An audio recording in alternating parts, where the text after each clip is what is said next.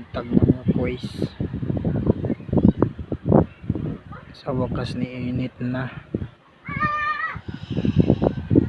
Sige ka Laundry sa phase 1. And weather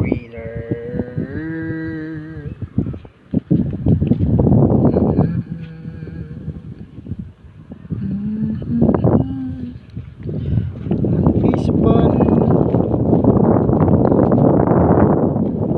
init na ang panahon, dili na taangay mabalaka.